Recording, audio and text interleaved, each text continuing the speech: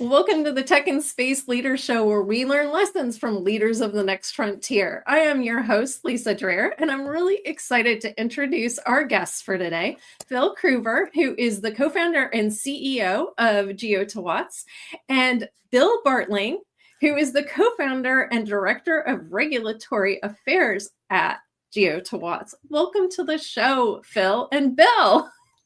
Well, thank you, Lisa. Good to be here. Thanks, Lisa. It's a great honor to be here. Excellent. So maybe we can start by having you give a little bit on your backgrounds and then also about Geotowatts. So Phil, why don't you kick us off? Okay. Well, I'm here in Palm Desert. I was just telling Lisa that it's going up to 80 degrees today. About 10 miles north of me is Palm Springs. And several decades ago, that was the beginning of my career with energy. I put in 500 windmills, some of those iconic windmills you see in Palm Springs. That was done with a 10% investment tax credit. But then if you go about another 150 miles west, I lived in Long Beach for 10 years, and I started the Catalina Sea Ranch, which was the first offshore aquaculture facility in U.S. federal waters. It was 100 acres, 6 miles off the shore of Huntington Beach. And that brings us to the city of Long Beach, which owns about 2,700 oil wells. And I met Bill at the first part of the year, 1 year ago. And the big thing is getting permits, all these opportunities for producing renewable energy storage. If you don't have permits, you can't get them off the ground. So when I met Bill, who he'll give his background, he said, "Oh, Phil, this is we could do it. I've got a way to go about it." But I'll let him talk about that. So that's the background. I've had 6 startups, but those are the 2 there in California, the most recent ones. And now we're really excited about Geotowatts, developing long duration energy storage, over 10 hours of storage capacity to offset all the upcoming intermittent renewables like PV and wind. And really excited about the opportunity and telling you about it today. Bill? Yeah, thanks, Lisa. So Bill Bartling. So my background in geology and geophysics, and I started out my career as an exploration and production and research geologist with a major oil company. And then I moved into high tech, so supercomputing, high performance computing, high-end visualization software, and eventually into my last role before I sort of retired, which was I was the chief deputy for operations for an organization called CalGEM, the California Geologic Energy Management Division in the Conservation Department of the state of California. And my job was oversight for all of the permitting and operations for all oil operations in California, 290 some thousand wells. So we looked at all the wells and all the permitting across the state. So when Phil was asking about getting permits, I said, well, I know a thing or two about getting permits in California, or at least issuing them. So from there, we had some talks with the folks that are still there in the permitting organization, and discussed a route for getting permits for the Geotowatts project. So that's kind of how we got moving forward. Wow, that sounds amazing. Okay, so why don't you give us a little bit more background on what Geotowatts is doing? So what is the major problem that you guys are solving? Bill, why don't you take it away? Yeah, sure. Thanks for the question, and it's actually a very exciting a proposition. There's a number of things that we're solving simultaneously, and one is the issue of a phenomenon called idle wells. And this is a nationwide problem, not just in California. An idle well is a well that's reached the end of its economic life, but has not been fully plugged and abandoned and sealed off. So operators keep these for some time for a lot of different reasons, but basically they're sitting there without producing any oil, not making any money. So Phil had this idea that we could repurpose those wells and do a number of things with them. One is we abandon the hydrocarbon producing zone. So that immediately takes care of one of the big problems, which is fugitive methane emissions from these wells, either actual or potential. Some of them actually are, many of them have the potential to leak. So we seal that up, but then we use the rest or part of the rest of the oil well to convert it to a long duration thermal energy storage system. And what that composed of is really a few elements, things that are very, very well known. One is the thermal energy storage media. So sand is the main one we're using, but we're augmenting that with what's called phase change materials. And let me just tell you a little bit about PCMs. The one you know best is ice. You put it in your drink and make sure your drink cold. But there's other things that you put in your lunchbox, this thing called blue ice. It's a more sophisticated version of that has better thermal properties. And that's more equivalent to what we're planning to use for the thermal energy storage media in the well. But unlike ice, we're actually going to be storing heat. So these actually have the ability to store an awful lot of heat energy. So what we'll be doing is using solar energy to heat up water. We're going to pump that water down into the well through a closed loop heat exchanger or stainless steel tube. That heat from the water will heat up the sand and the phase change materials during the day. It'll be heated up by a solar collector. And then when the sun goes down, we flip a switch and we harvest that heat by sending it through a heat to electrical conversion system. The ones we're looking at are organic Rankine cycle engine. These are machines that have a couple of million hours of commercial use on them. And what they do is convert low temperature heat to electricity. And so then we have storage media for about 10 hours generating electricity through the night. This also has a benefit in that, especially in California and other places that are becoming increasingly reliant on wind and solar energy generation sources, is that the wind doesn't always blow and the sun doesn't always shine. So you end up with a problem where you have over-generation during the day and under-generation at night, fondly known as the duck curve. And what we're doing is flattening that out by by storing a lot of that excess energy, especially solar energy that we can collect during the day, and storing that for use at night, so that we can now use that heat to generate electricity and provide long-term generation into the late part of the night. So to me, it has a number of important issues. There's a lot of pull for remediating these older oil wells, and there's 40,000 in California. There's 130,000 in Texas. There's 100,000 in Louisiana. Nationwide, there's 1 million oil wells which are active today, all of which are going to see end of life, in the next 10 years. All of these could be converted to these energy storage systems. So we're seeing more and more that that's really the key, an important key to maintaining the other energy sources such as wind and solar. You have to have robust energy storage systems. And so that's what we're doing, is converting an end-of-life asset, an asset that's already there, we can use for the thermal energy system.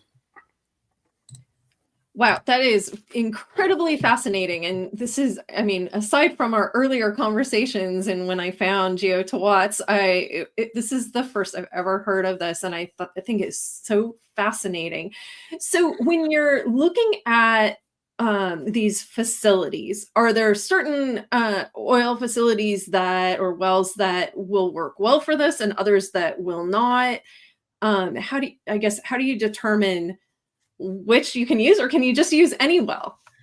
Let me jump in on all right, go ahead, Bill. Go ahead. Yeah, so that's another great question, Lisa, and that brings up the topic of artificial intelligence, which we're using quite a bit now. So not all wells are the same. They're in different places. They're at different depths. They have different histories of both construction and use. Some wells are very old and they don't have good casing integrity. Some wells are very young and have great casing integrity. Some wells are close to the market. Some wells are further from the market. And one of the things we want to do is to be able to cluster a number of wells together. So maybe put 10 wells together for a single power plant. So we're looking at that both for the mechanical integrity of the wells. We'll be doing testing before we go in to do that. But in addition, as we mentioned, we're using artificial intelligence to look at the very, very large database of wells nationwide, millions of wells in the database, to understand their history, to understand the proximity to each other, and put some sophisticated filtering systems together for looking at How close are the idle wells together? What's their history? Who are the owners? And from that, we can vet the wells for the best, the worst, and other we're never going to touch at all. Fascinating. Okay, so where are you in the development process? Is this already happening? Are we already using this, or when could this potentially come online? Go ahead, Bill. Okay. Yes, we've been, Bill and I've been at it for 1 year, me 2 years, but with Bill really making some progress in the last year since January. And where we are is we're getting ready to raise capital. It'll be the first part of 2025. We're doing a Reg D exempt securities offering for $5 million. It's going to give us a 2-year runway. The first 6 months will be used to model and identify the most optimum design. We've got it pretty well nailed down, but we want to be able to run that. The next 6 months, we're going to be doing a prototype using a digital twin to really optimize the technology. And then in year 2, we're going to do a pilot project. We've got several locations already picked out. As Bill mentioned, there's not going to be a problem with the permit, we don't think, in California. We've talked to the Railroad Commission in Texas. It looks like we've got very strong support in Louisiana. So then in after the 2 years, we'll have our technology proven, the economics validated, and then we'll be ready to scale. So then we'll do a second round, another Reg D, and start scaling in the states beyond the 3 states that I just mentioned. That's great. Okay, so do you end up working with the local power companies? How does this actually work in practice, right? So you're kind of using these energy sources. How do you actually get this to the grid, or how do you tie it in? Well, we're not interested in standing in line for the grid. For instance, if it's CAISO here in California, there's hundreds of megawatts standing in line. It'll take forever, and they'll just pay you the retail rate, which is typically less than 10 cents per kilowatt hour. With our project, we want to get on the other side of the meter.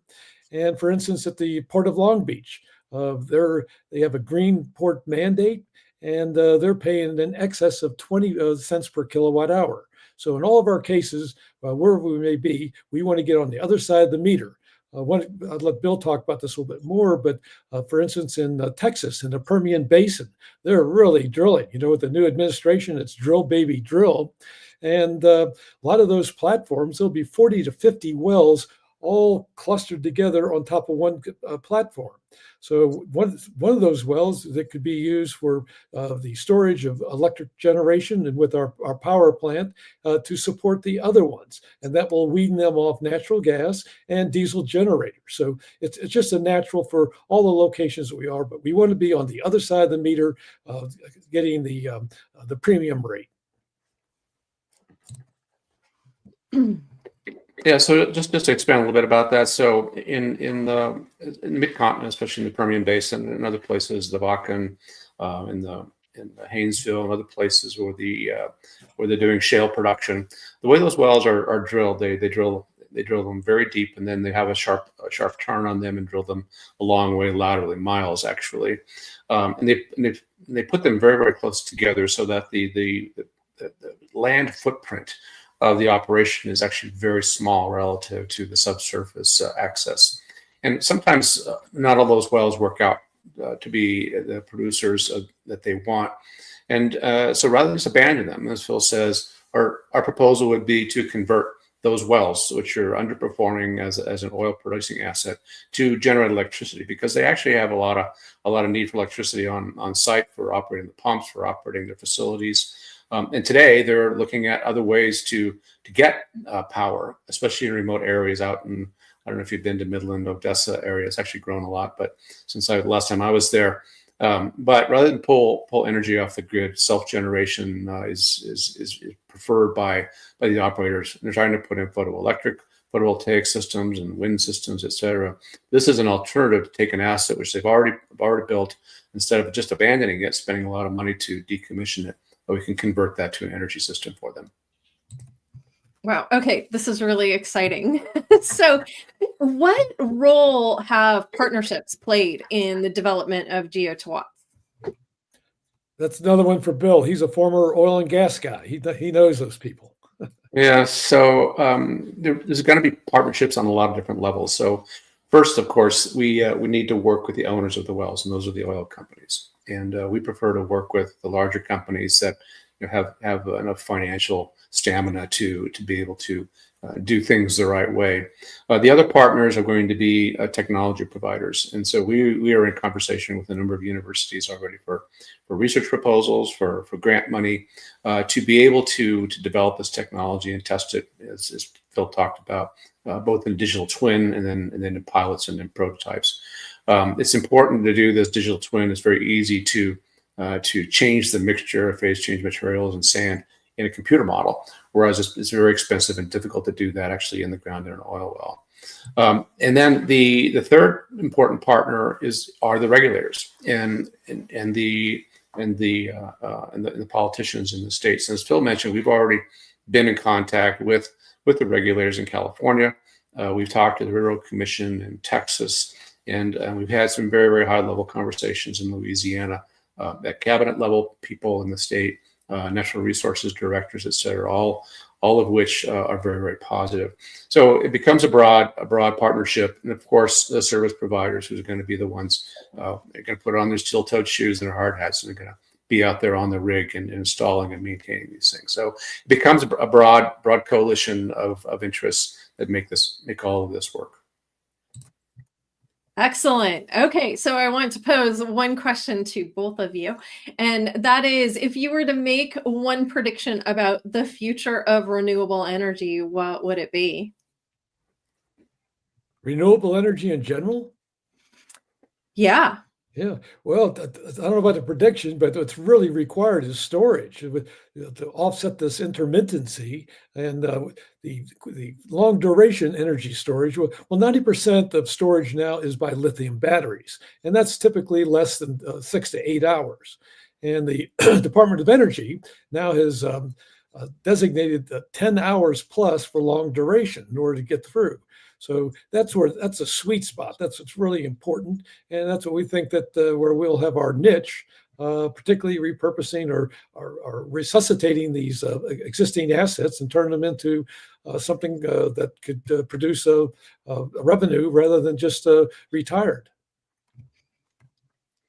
Yeah, so a little quick comment on that. So we have a new candidate for Department of Energy coming in, Chris Wright, who I've met many years ago, and he is on record for an all of the above energy strategy.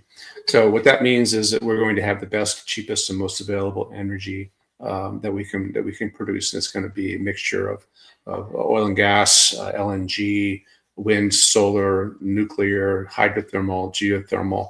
All of these are going to be in there. And for the energy generation, which is intermittent, which are the solar and wind, you have to have storage, as Phil said. They just simply won't work. You can't make the grid work unless you have robust storage for the times when the wind's not blowing and the sun's not shining. So for that, things like the long duration energy storage system for gigawatts borehole battery are very, very important technologies. Okay, great. Phil, can you maybe give us a little bit of background on the rest of the Geotowatts team?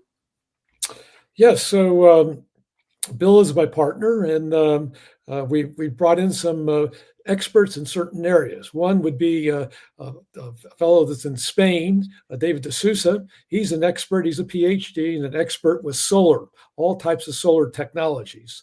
He's on the team and a co-founder. We have Muniz, so she's up in North Dakota. She's recently got her PhD in geophysics. She works with Bill. They're actually, I'll let Bill talk about it, but they've got a wonderful paper coming out for the Petroleum Society in the next few months. And then the last one is my son, Wes. I dragooned him into this a few months ago.